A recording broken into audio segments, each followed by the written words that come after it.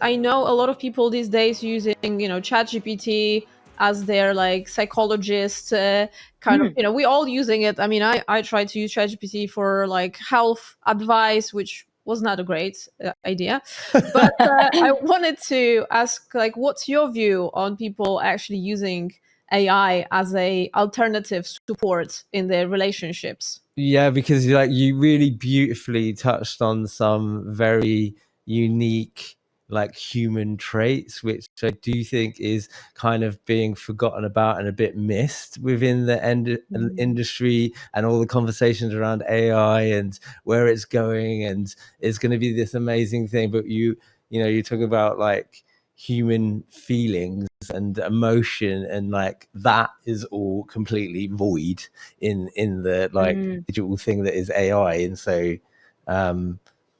yes, interesting point, but I just wanted to pick up on like those two very different things. And I think a lot, the people building that technology are maybe missing that special uniqueness that we as individual humans have and offer each other and the world.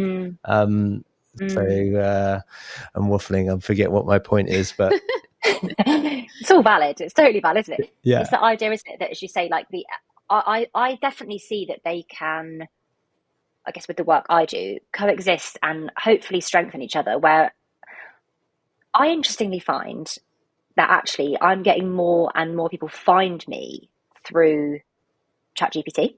okay, Which is really interesting. And this is just my hypothesis, but what I think is happening is people don't use Google, for example, to search things like my co-founder and I are arguing, what do I do? They're looking for like factual answers, information, resources, things to absorb.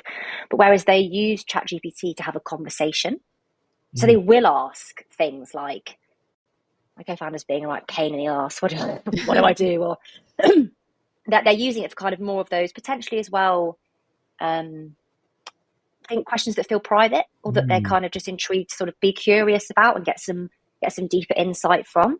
And that's how people have found me, which I just find fascinating. But I think it makes sense. I think when you think it through, it makes sense. So I think for me and the work I do, my positive self wants to think that AI can be used to actually support people who are starting to think about that kind of work, give them some ideas of what to consider. Here's some questions to ask. Here's some things to think about, think about for yourself. Maybe what are your patterns and what's happening for you? And then when it comes to actually the relationship and the conversation, I firmly believe that needs to be human. But I think actually AI is a great way to help people get to that point, if that makes sense. Like the initiator of that work. I think about it a lot, because obviously none of us know the answer yet as to how it's going to unfold. But I think if AI can be used to help people be more inquisitive about their relationships, their communication, and support them in that self-reflection, I think that's positive. And do you worry at all that AI could replace potentially the work that you do? Yeah, it's something that I talk about a lot with other friends that are coaches, and obviously, again, none of us know the answer, so it's fun to chat about, isn't it? But I guess I'm going to be biased, and I'd like to think it will increase in the way that it is part of what I do.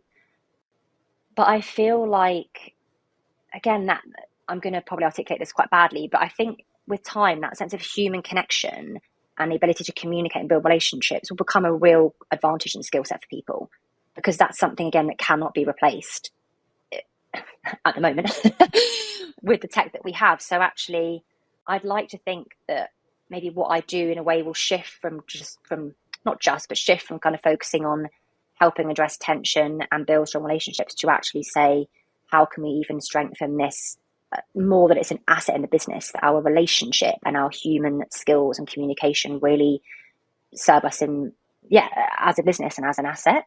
So maybe the impact of the work will change. I'm open. Let's see how it unfolds, but that's my current sort of line of thought.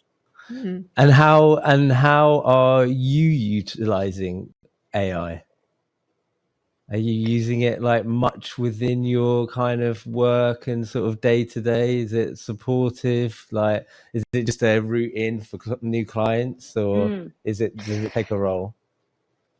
Yeah, well, I've really this year, especially these last 6 months, I've really tried to be open-minded and really test how I use it to not only streamline what I do, but try and enhance what I do. Like, how can it actually add value for clients?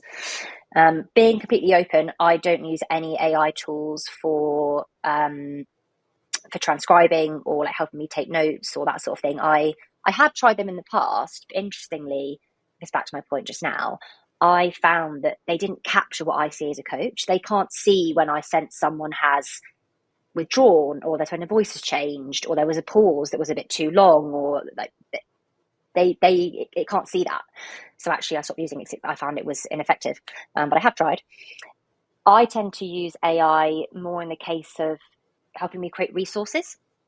So I've got loads of free, like they're free on the website, of helping people reassess roles and responsibilities, setting long-term vision, questions to ask when you're looking for a co-founder, a values exercise, all of those things. So I use it as a thought partner. So I will say, right, I'm creating a resource around roles. This is all the steps that I see. This is what I want the objective to be. What's missing? How could you enhance it? How could you lay it out? That sort of thing, which I find really helpful, because ultimately I'm sort of putting my creativity and expertise into it and helping it enhance what I create. So that at the moment is where I find it adds real value, but still exploring kind of how else I might use it in my practice, and also what clients I want from it as well, potentially. So yeah, work in progress. Love it. Really resonated with me what you said about AI cannot capture those unspoken things. Because what we do, and we work with, testing products and how people react to products. Do they like them, don't like them? It's also very subtle, and you very often it's a body language more so than what people say. So definitely resonate with what you just said. And some people might say something, but you can see they mean the opposite. Yeah, exactly. Yeah, exactly. I think it's those skills and those that make us human. Yeah. And I think sometimes they can get lost or downplayed, but they can make all the world of difference when we give them the space to actually be recognised. So.